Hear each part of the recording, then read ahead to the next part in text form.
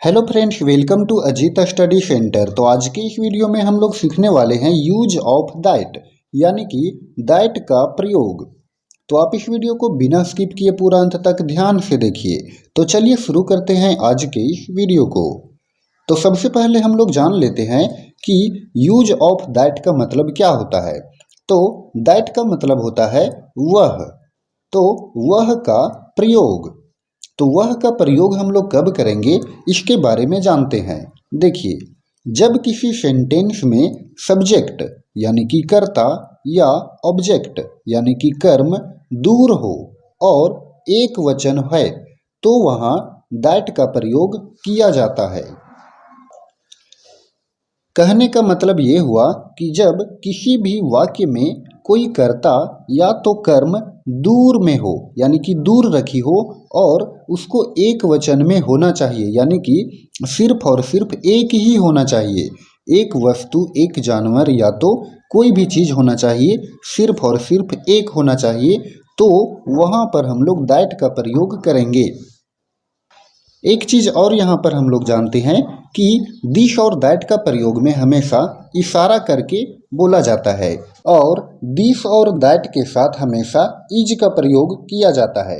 तो चलिए अब हम इसको एग्जाम्पल से समझते हैं। पहला है वह मेरा घर है। तो वह यहाँ पर क्या है? तो वह सब्जेक्ट है।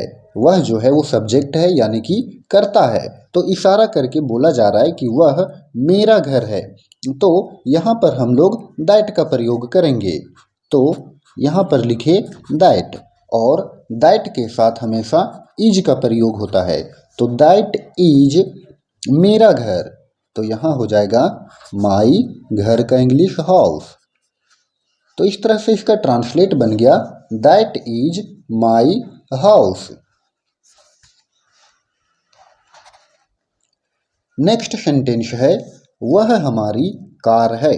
तो वह का इंग्लिश होता है दैट और दैट के साथ इज का प्रयोग। और हमारी कार है यानी कि हमारी का इंग्लिश आवर और कार का इंग्लिश कार। तो इस तरह say that is our car, वह हमारी कार है। नेक्स्ट है वह एक गाय है। तो वह का इंग्लिश हो जाएगा दैट और दैट के साथ इज का प्रयोग। और एक गाय है यानी कि य काउ। तो इस तरह से वह एक गाय है का इंग्लिश ट्रांसलेट बन गया दैट इज य काउ। नेक्स्ट है वह एक सेब है।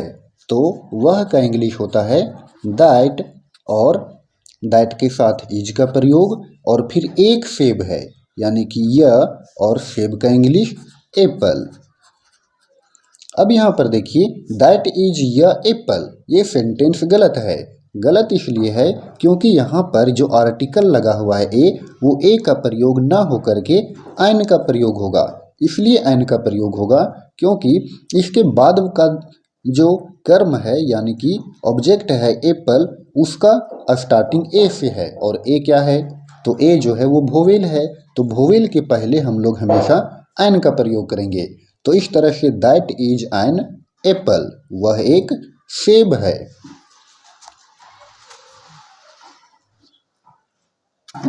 अगला सेंटेंस है वह एक हाथी है। तो वह का इंग्लिश दैट और दैट के साथ इज का प्रयोग और एक हाथी यानी कि यह। देखिए यहाँ पर जो है हाथी का इंग्लिश होगा एलिफेंट। तो एलिफेंट का जो स्टार्टिंग है, जो पहला लेटर है वो ई से है यानी कि ई क्या है? तो ई जो है वो एक वोवेल है। तो इसके पहले हम लोग एन का प्रयोग करेंगे। तो वह एक हाथी है का ट्रांसलेट बनेगा that is an elephant. Next है वह मेरी कलम है। वह मेरी कलम है। तो वह का इंग्लिश दैट और दैट के साथ इज का प्रयोग और मेरी कलम है यानी कि माई पेन। तो दैट इज माई पेन, वह मेरी कलम है। नेक्स्ट है वह एक आदमी है।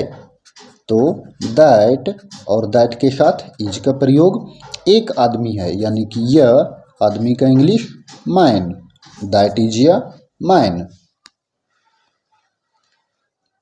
चलिए नेक्स्ट है वह उसकी गाय है, तो वह का इंग्लिश दैट, और दैट के साथ इज का प्रयोग, और उसकी गाय है यानी उसकी क्या है तो फेमिनिन जेंडर यानी कि स्त्रीलिंग है, तो हर का प्रयोग, तो दैट इज हर काउ, वह उसकी गाय है। नेक्स्ट है वह मेरी बकरी है, तो वह का इंग्लिश दैट, और दैट के साथ इज का प्रयोग, और मेरी बकरी यानी कि माई बकरी का इंग्लिश गॉट, तो दैट इज माई गॉट, वह मेरी बकरी है। नेक्स्ट है वह एक संतरा है, तो वह का इंग्लिश दैट, और दैट के साथ इज का प्रयोग, और एक संतरा है, तो एक का इंग्लिश ए, और संतरा का इंग्लिश ऑरेंज। अब यहाँ पर देखिए ऑरेंज का जो स्टार्टिंग है ओ, वो क्या है तो ओ जो है एक वोवेल है, तो वोवेल के पहले हमेशा एन का प्रयोग करेंगे, तो इस तरह say that is an orange, वह एक संतरा है। तो फ्रेंड्स इस तरह से हम लोगों ने यूज ऑफ दैट को सीखा। तो अगर आपको ये वीडियो पसंद आया हो तो आप इस वीडियो को लाइक करें, और चैनल पर नए हो तो चैनल को सब्सक्राइब करें। धन्यवाद।